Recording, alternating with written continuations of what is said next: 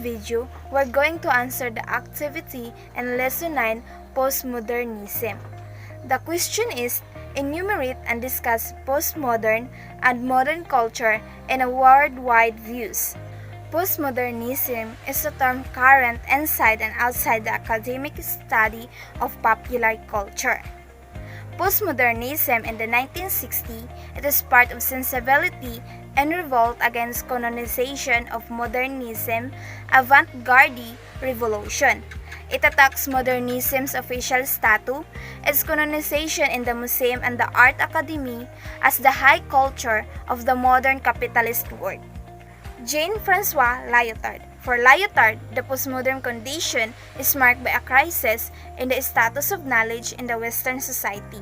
According to Lyotard, meta-narrative operates through inclusion and exclusion as homogenizing forces, marshalling heterogeneity into ordered dreams, silencing and excluding other discourses, other voices in the name of universal principle and general goals. Jean Baudrillard claims that we have reached a stage in social and economic development in which it is no longer possible to separate the economic or productive realm from the realms of ideology or culture, since cultural artifacts, images, representation, even feelings and psychic structures have been part of the world of the economic. Baudrillard postmodernism is not simply a culture of the sign. Rather, it is a culture of the simulacrum. Frederick Jameson. Jameson postmodernism is more than just a particular cultural style. It is above all a periodizing concept. Postmodernism is the cultural dominant of late or multinational capitalism. His argument is informed by Ernest Mandels. Characterization of capitalism, three-stage development, market capitalism, monopoly capitalism, and late of multinational capitalism. Postmodern pop music. A discussion of postmodernism and popular culture might highlight any number of different cultural texts and practices.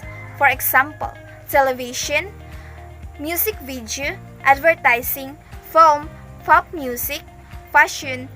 Postmodern television like pop music, does not have a period of modernism to which it can be posed.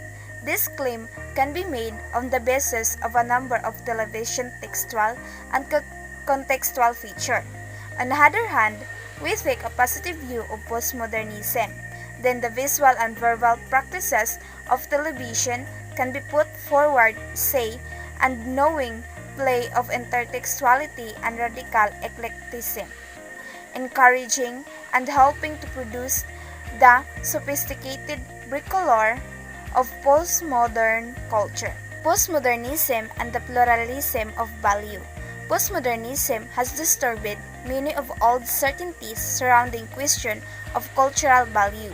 In particular, it has problematized the question of why some texts are canonized while others disappear without trace. Global postmodern. One way in which the world is said to be becoming postmodern in its increasing globalization.